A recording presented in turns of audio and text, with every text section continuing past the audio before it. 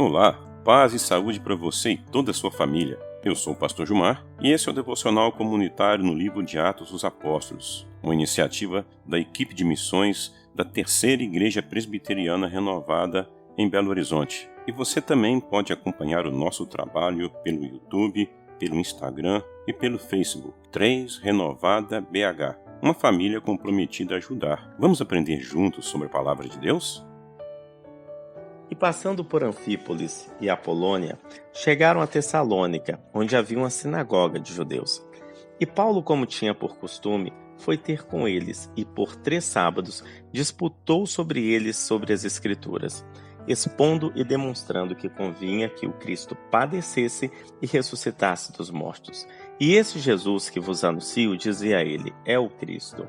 E alguns deles creram e ajuntaram-se com Paulo e Silas, e também uma grande multidão de gregos religiosos e não poucas mulheres distintas.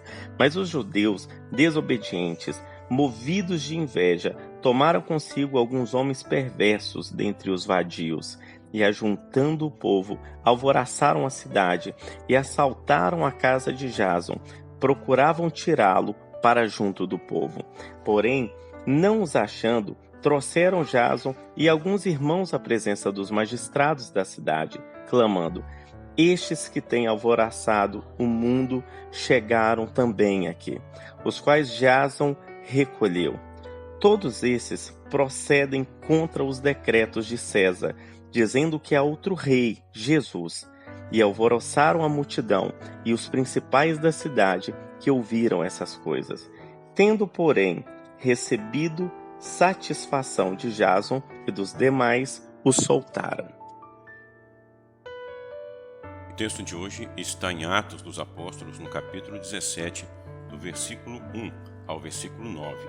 Paulo e Silas chegaram à cidade de Tessalônica. Era uma cidade portuária, com um grande fluxo de pessoas e certamente um grande fluxo de recursos financeiros. Tessalônica também era uma cidade onde havia uma sinagoga dos judeus, onde eles se reuniam regularmente para estudar a Torá. Mas nem tudo era bonito em Tessalônica. Tessalônica era uma cidade tipicamente escravagista, muitos escravos. Talvez 2/3 da população era escrava. Era um lugar que atraía muitas pessoas ricas, pessoas donas de grandes propriedades, militares aposentados. Isso fazia com que aquela cidade fosse uma cidade de grande desigualdade entre as pessoas. Poucas pessoas ricas e livres, muitas pessoas escravas e pobres. Era um típico centro urbano, um lugar onde as pessoas procuravam se reunir para consolidar os seus laços de unidade, para buscar reivindicar seus direitos e, de alguma maneira, para buscar também aprofundar a sua fé. Em Tessalônica também havia uma grande mistura religiosa, várias divindades antigas, com deuses da Ásia, divindades egípcias. O culto ao imperador também era obrigatório. Havia em Tessalônica uma grande expectativa de liberdade. Paulo e sua equipe pregavam o Cristo ressuscitado. Explicavam isto para os judeus, mas eles não conseguiram convencer muitas pessoas. No entanto, a mensagem que eles pregavam conseguiu convencer muitos gregos piedosos e muitas mulheres distintas. O fato é que as pessoas religiosas não conseguiram discernir a salvação na história de Jesus de Nazaré, morto, mas ressuscitado por Deus. No entanto, outras pessoas se identificaram com essa história de salvação, de libertação. A religião ou a religiosidade nem sempre oferecem um caminho de abertura para compreender o projeto de salvação e de libertação de Deus na história de Jesus de Nazaré.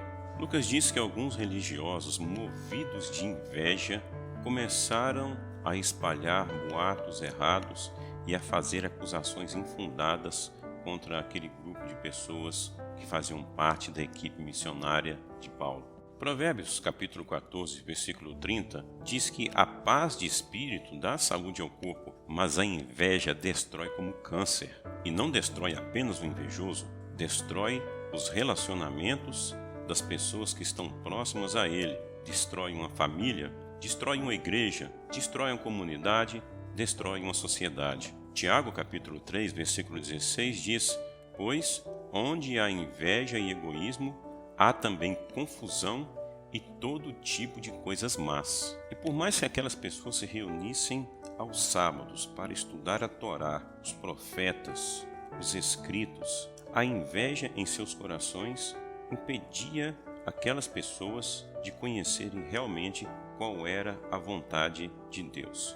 Religião e inveja geralmente terminam em violência. Provérbios 27, no versículo 4, diz: o ódio é cruel e destruidor, mas a inveja é pior ainda, porque mata aos poucos, leve e silenciosamente. Quase imperceptível, acaba com as amizades, acaba com os ministérios. Em Gálatas, no capítulo 5, do versículo 19 ao versículo 21, as coisas que a natureza humana produz são bem conhecidas. Elas são a imoralidade sexual, a impureza, as ações indecentes, a adoração de ídolos, as feitiçarias, as amizades, as brigas, as ciumeiras, os acessos de raiva, a ambição egoísta, a desunião, as divisões, as invejas, as bebedeiras, as farras e outras coisas parecidas com essas.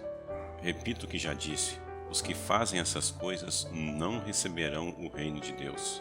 A inveja no coração daquelas pessoas fez com que elas sequer prestassem atenção e examinassem com cuidado o que Paulo e a sua equipe estavam anunciando. Não permita que a inveja faça de você uma pessoa amargurada, descontente, egoísta, muito mais preocupada em ver o erro dos outros do que em ajudar as pessoas a crescer. E tome bastante cuidado, porque a inveja pode esconder-se atrás de uma aparência de falsa espiritualidade. Deus abençoe você e abençoe sua família. Que o infinito amor de Deus, nosso Pai, que a graça e a paz de nosso Senhor e Salvador Jesus Cristo e as profundas consolações do Espírito Santo repousem sobre todos nós, agora e para sempre. Amém.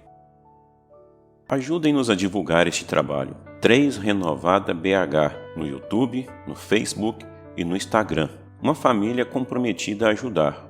Acompanhem nossas lives, nossos estudos bíblicos, nossas pregações, enfim, o nosso trabalho. Queremos ser bênção para você, queremos ser bênção para sua família, queremos ser bênção para as pessoas que você ama. 3 Renovada BH, uma família comprometida a ajudar.